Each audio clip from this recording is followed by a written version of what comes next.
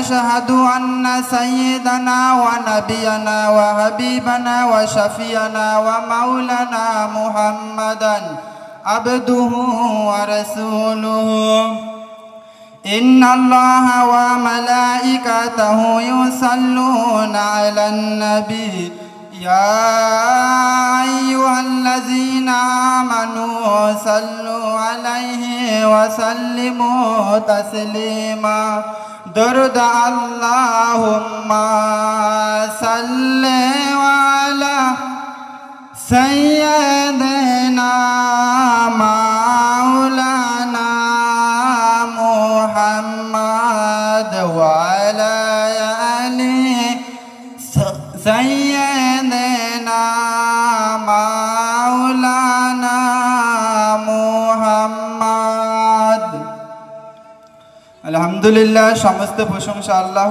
তাআলার। বর্তমানে আমি একজন 5টা ধর্মগ্রন্থের ছাত্র। আল্লাহ তাআলা এই পৃথিবীতে 104টা আসমানি কিতাব পাঠিয়েছে। 100টা কিতাব হচ্ছে সহিফা আর 60টা কিতাব হচ্ছে বড় বড়। আল্লাহ তাআলা এই পৃথিবীতে সবচাইতে বড় কিতাব নাজিল করেছেন তাওরাত কিতাব। তাওরাত কিতাব কত পারা? তাওরাত কিতাব হচ্ছে 1000 পারা আর 10 লক্ষ আয়াত। তাওরাত কিতাব মুসা নবীর প্রতি নাজিল হয়েছে। তাওরাত কিতাবের পরে যে কিতাব নাজিল হয়েছে জবুর কিতাব। জবুর কিতাব কত পারা? জবুর কিতাব হচ্ছে 150 পারা। জবুর কিতাব দাউদ নবীর প্রতি নাজিল হয়েছে। জবুর কিতাবের পরে আল্লাহ যে কিতাব নাজিল করলেন ইনজিল কিতাব। ইনজিল কিতাব কত পারা? ইনজিল কিতাব হচ্ছে 27 পারা। ইনজিল কিতাব কোন নবীর প্রতি নাজিল হয়েছে? ঈসা নবীর প্রতি নাজিল হয়েছে।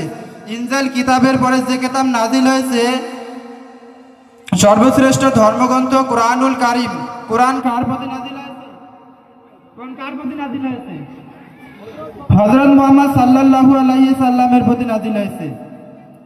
এরপরে যারা হিন্দু ভাই বক্তব্য শুনতে আসছে, শ্রীমতী ভগবতী গীতা। আমি একজন গীতারও ছাত্র। গীতার মধ্যে লেখা আছে, হিন্দুদের ধর্মগ্রন্থ ঠাকুরদানে একটা লেখা থাকে, ওং বলে একটা লেখা থাকে। ওং শব্দের অর্থ হলো শান্তি। যা দেবী শক্তি রূপে ওং নমস্তে সহি নামা নামা অল্লং ষষ্ঠং অল্লং পূর্ণং ও তার বিংদং নমস্তস্বর বাংলাস্বর নামা মানি সর্দাং সত্যম শিবং সুন্দরম লা ইলাহা ইল্লাল্লাহ মুহাম্মাদান রাসূলাং। লা ইলাহা শুধু কোরআনে পাবেন না, লা ইলাহা ঋগ্বেদ, সামবেদ, যজুর্বেদ, অর্থপ্রবেদ।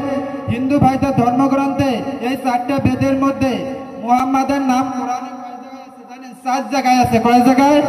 কয় জায়গায় আছে? মুহাম্মাদের নাম কোরআনে 7 জায়গায় আছে।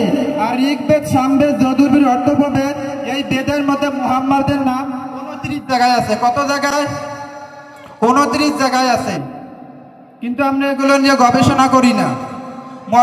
কোরআনকে নিয়ে কারা গবেষণা করে? আমরা কোরআনকে নিয়ে গবেষণা করি না। আল্লাহ রাব্বুল আলামিন কোরআনুল কারীমের মধ্যে বলছেন, সাব্বাহা লিল্লাহি মা ফিস সামাওয়াতি ওয়া মা ফিল আরদি ওয়া হুয়াল Azizul হাকীম। Whatsoever is in the heaven and whatsoever is in the earth glorifies Allah.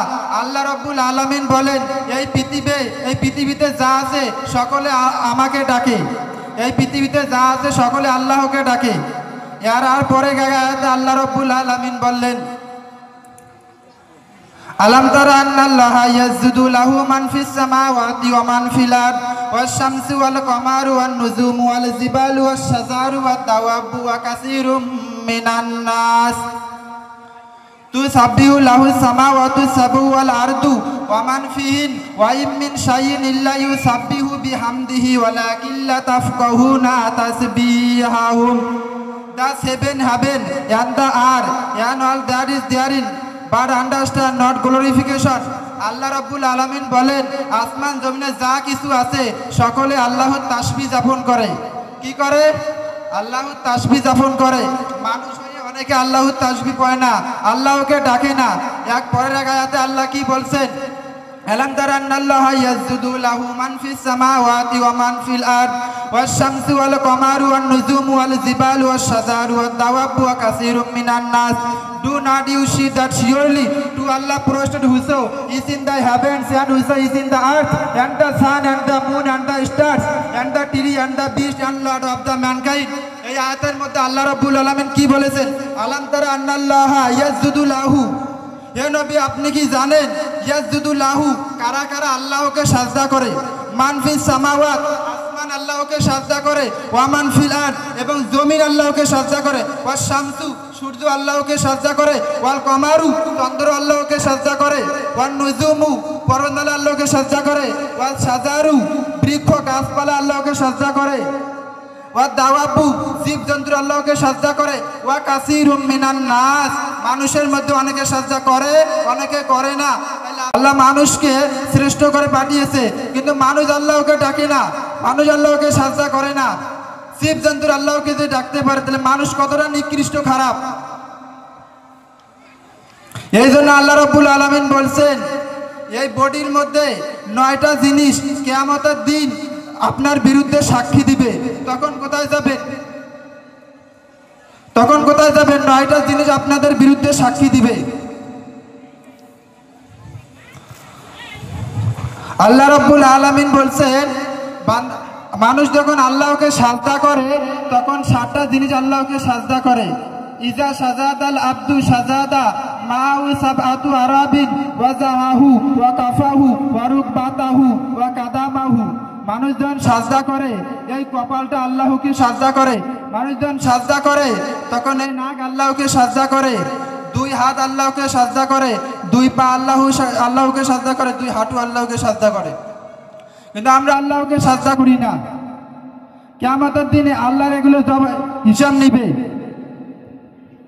There is no difference between black and white, between upper and lower, between research section of the society and the poorest section of the society, between the prime minister, between the president, between the member of the parliament and rickshaw fuller factory worker, 100% equal, totally equal in the eyes of Islam. ইসলাম বলে সাদা কালোর মধ্যে কোনো পার্থক্য নাই, ধনী গরিবের মধ্যে কোনো পার্থক্য নাই, প্রধানমন্ত্রীর সাথে কোনো পার্থক্য নাই।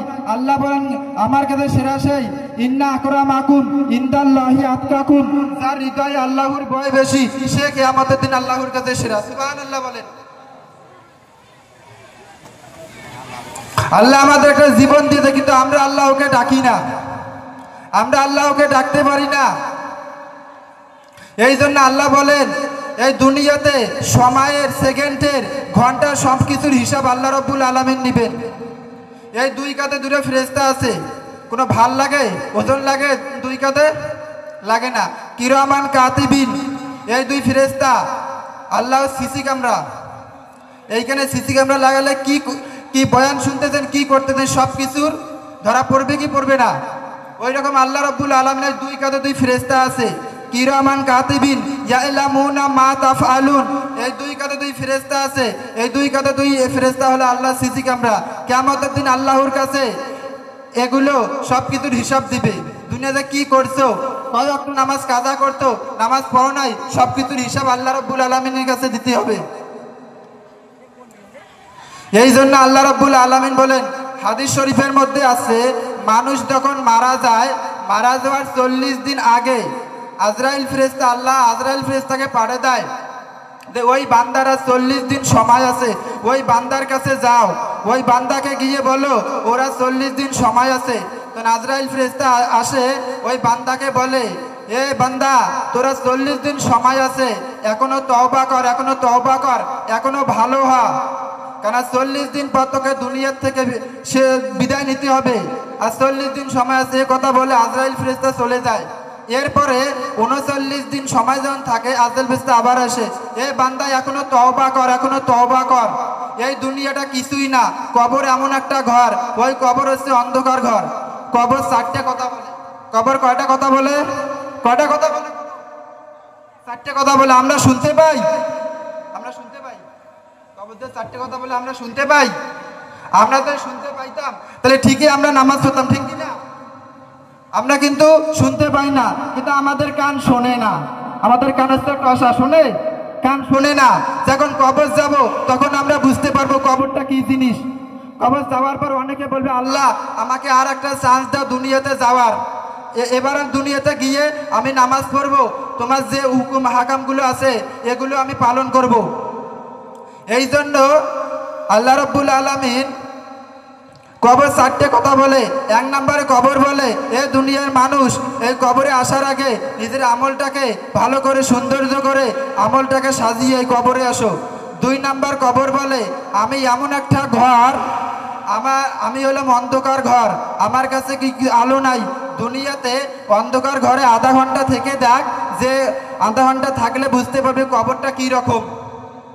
আমরা কিন্তু দুনিয়াতে অন্ধকারে ঘরে অন্ধকার যদি থাকি 1 মিনিট থাকি তা আমাদের মনে ভয় আসে, ঠিক কি না? এই জন্য কবর বলে অন্ধকারে একটু থেকে দেখ, তাহলে বুঝতে পারে কবর কি জিনিস। 3 নম্বরে কবর বলে, আমি কবর কাউকে চিনি না, আমি কবর প্রধানমন্ত্রীকে চিনি না, আমি কবর প্রাইম মিনিস্টার কাউকে চিনি না, আমি কবর শুধু আমলকে চিনি, যার আমল ঠিক থাকবে আমি তাকেই চিনি।